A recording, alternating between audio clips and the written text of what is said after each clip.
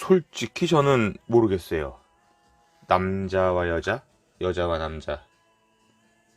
다르죠. 그 둘은 다른 겁니다. 틀린 건 절대 아니고요.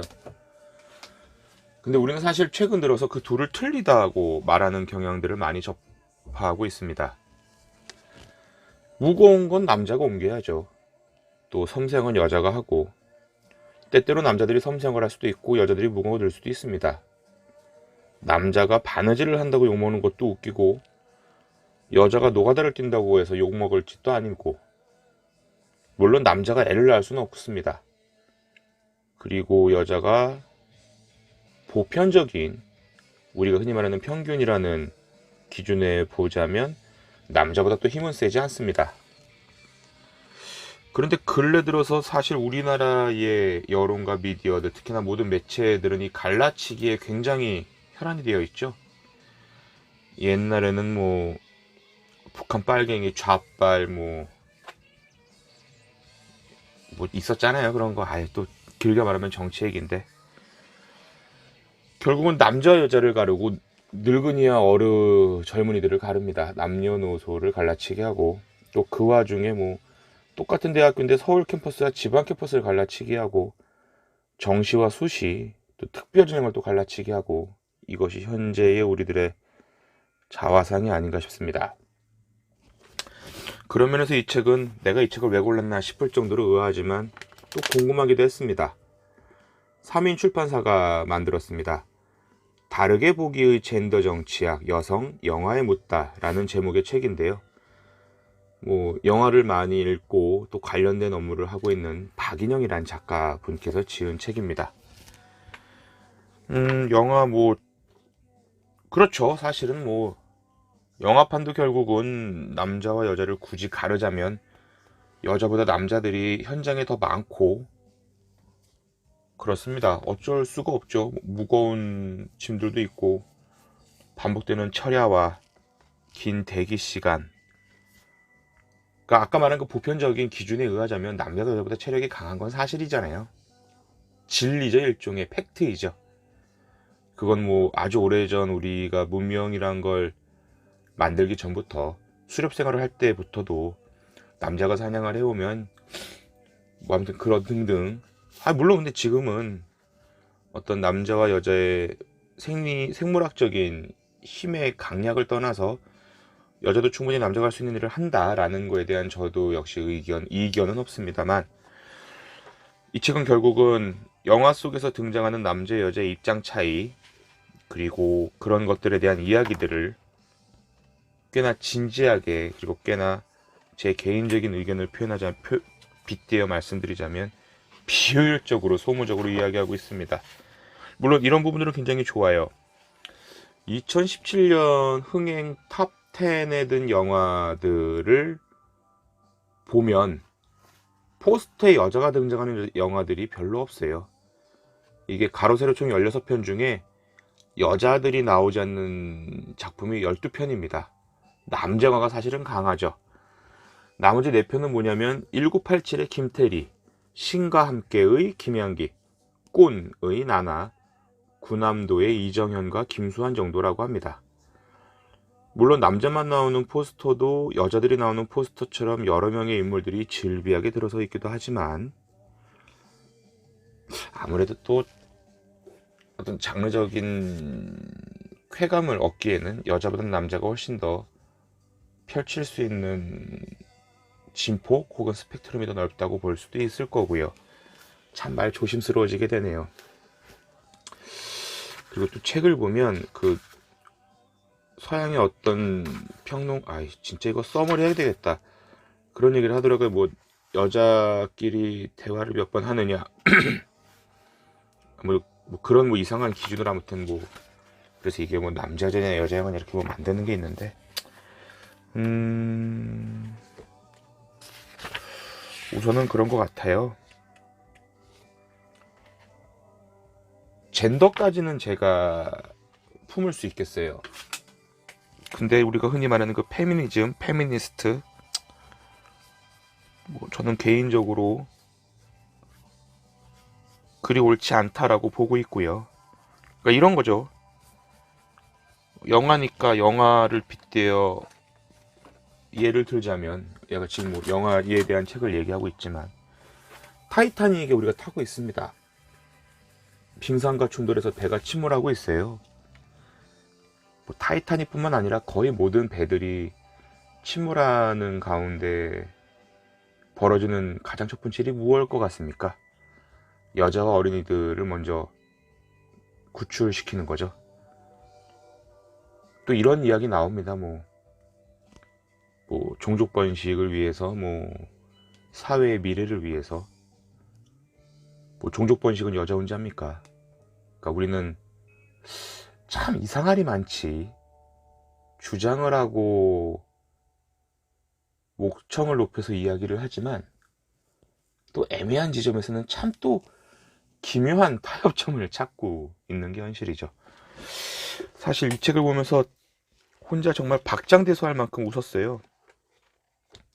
봉준호에 대한 이야기가 많이 나옵니다. 뭐 제가 개인적으로 봉 감독님과 친분도 없을 뿐더러, 물론 친분이 있으면 참 좋겠다 싶은데, 살인의 추억에 대한 이야기가 나오는데, 이거 되게 골 때리는 접근이더라고요.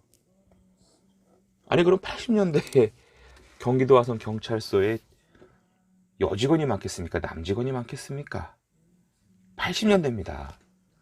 더군다나 살인의 추억은 엄연히 이미 벌어진 사실에 근거를 한 사건을 각색해서 만든 영화이기도 하고, 또 날 보러 와요라는 연극을 또 원작으로 두고 있는 영화인데, 도대체 여기에서 남자와 여자에 대한 성적 역할과 그들이 극중의 비중을 얼마큼 차지하는가를 되묻는다면, 하물며 연쇄살인범이 남자잖아요, 역사적으로.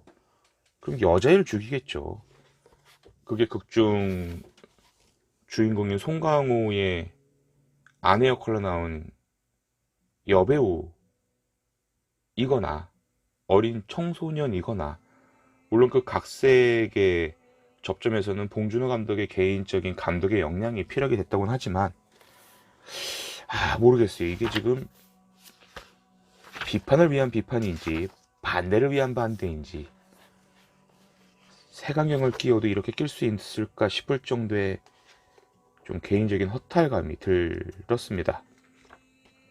물론 이후에도 뭐 한공주, 여자 정예, 공동경비구역, JSA, 시카리오 등등 영화 속에서 여자들에 대한 이야기들이 많이 나오는데, 모르겠어요. 제가 남자라서 그럴 수도 있지요. 물론 저는 생리를 하지도 않고 섹스에 있어서도 수동적인 입장도 아니고, 물론 뭐 보편적인 여자들이 수동적인 입장이라는 소리는 아니지만, 우리가 흔히 그 취향적 선택의 언어를 남발할 때는 대부분 그런 뉘앙스들이 오고 가곤 하니까. 물론 저도 임신을 하진 않았고 출산도 하지 않았습니다. 하지만 물론 15년 가까이 아내와 살고 있고 두 아들을 출산하는 모든 장면을 옆에서 실시간으로 바라본 입장으로서, 남자 여자는 정말 다른 거예요. 이거는 뭐 JSA만 봐도 그렇지 않습니까? 우리나라는 모병제가 아닙니다. 징집제입니다.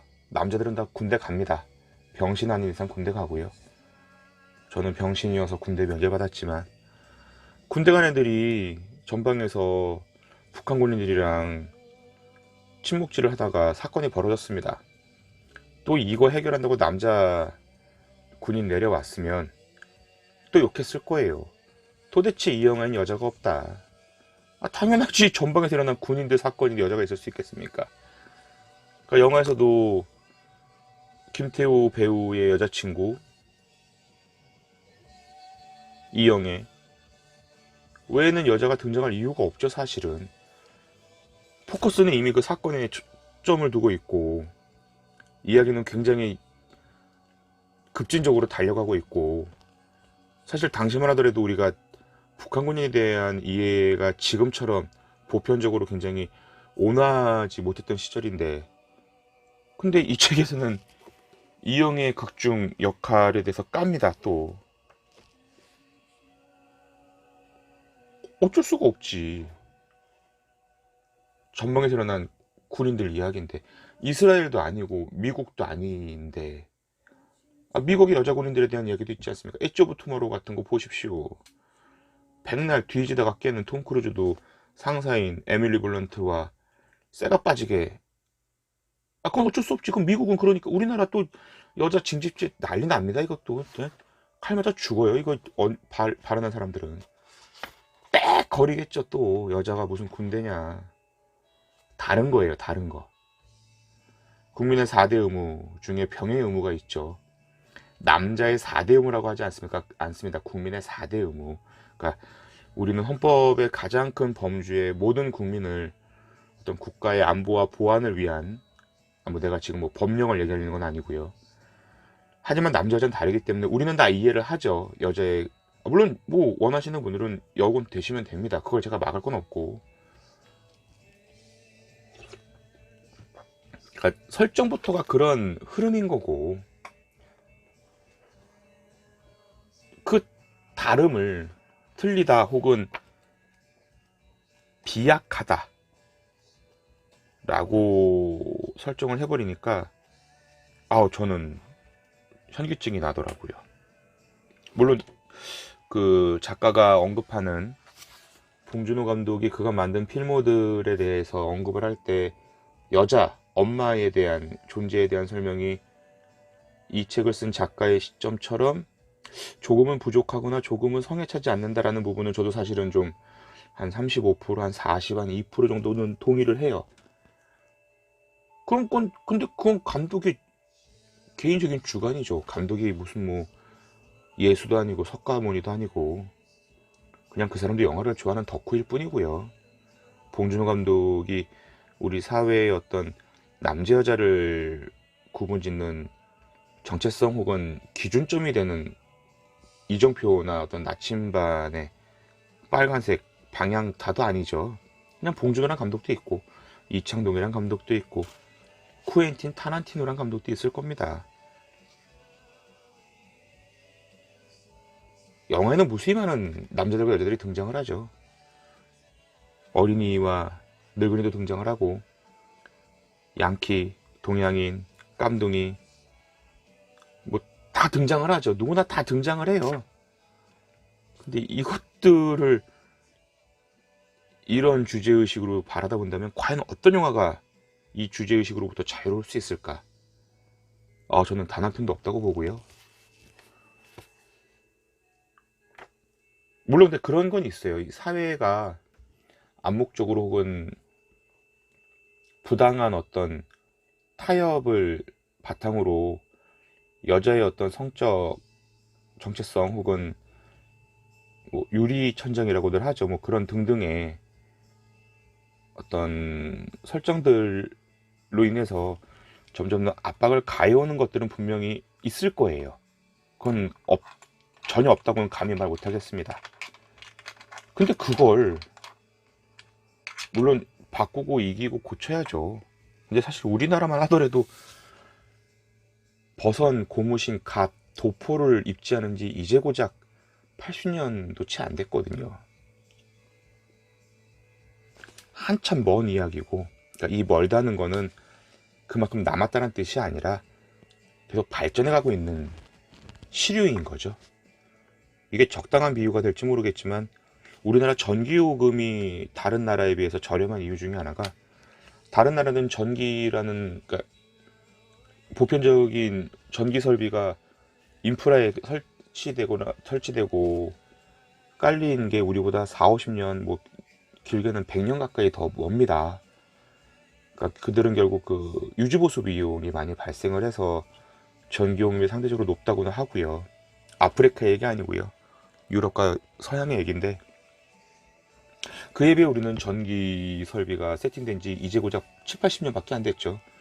하물며 220V로 바뀐 지는 30년 정도밖에 안 됐습니다. 그전엔 도란스란 걸 썼어요. 도란스.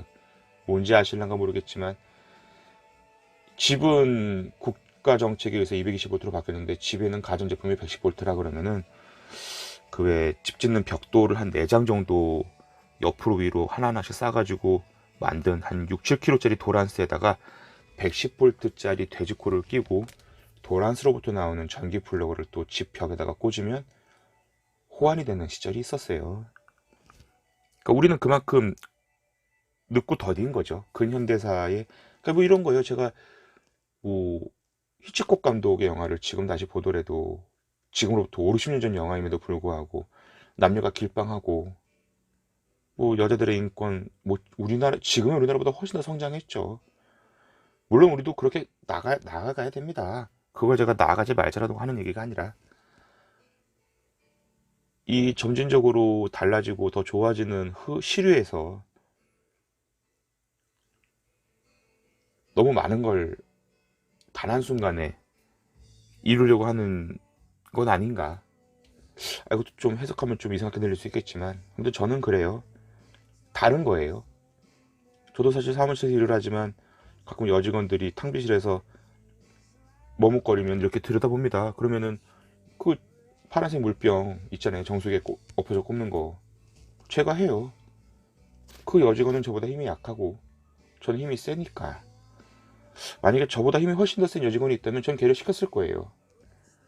그걸 또 감히 누군가는 뭐 직무에 의한 강압, 위압이라고 태클을 건다면 제가 또 할 말은 없겠죠. 신기하죠. 분명히 남자는 남자로서 여자는 여자로서 각각의 성 정체성과 사회에서의 발현될 여러 가지 개인적인 역량들이 존중받고 대접받아야 되는 것은 마땅합니다. 남자이니까 여자라서 어리니까 늙어서 라는 잣대들은 분명히 사라져야 되는 게 맞고요. 하지만 우리가 그런 관점을 영화에 투영하는 것까지는 좋지만 이런 식의 흐름으로 비약적으로 해석하는 건 저는 개인적으로 반대입니다. 아니 10명 10여 명을 살해한 연쇄살인마에 대한 영화인데 죽은 사람이 여자라서 그리고 사실 그 당시에 우리나라 정서는 산부인과 분만실에서도 담배를 필 수 있는 시대였고 병원에서 진료보던 의사도 담배를 폈고 버스와 지하철에서도 담배를 피던 시절이었는데 경찰서의 여직원에 대한 이야기 다른 거죠. 그러니까 우물 가서 숭늉을 찾는 꼴이 아닌가 싶기도 하고요. 그렇습니다. 영화를 좋아하는 또 한 명의 애호가로서 이 책을 쓴 분의 개인적인 열정은 저도 당연히 높이 평가하지만 이 책의 제목은 여성 영화에 묻다라고 인쇄되어 있지만 책의 뒷면엔 이렇게 써 있네요. 왜 그녀들은 그곳에 없거나 사라지는가? 라는 텍스트는 동의할 수 없다라는 게 제 개인적인 의견입니다. 그녀들이 거기에 없거나 사라진 게 아니라 그녀들도 거기에 있었고 사라지진 않았습니다. 다만 그것을 바라보는 사회적 관점과 시대의 흐름이란 게 아직 그 정도 수준에 도달하지 않았다라는 게 제가 보는 현재의 우리나라 정서이자 또 그녀들이 그곳에 존재하고 사라지지 않게끔 만드는 것들이 서로 다르지만 또 서로가 없으면 절대 살 수 없는 남자 여자들이 합의하에 격려하면서 서로 잘 보듬으면서 함께 상생하고 나아가야 되는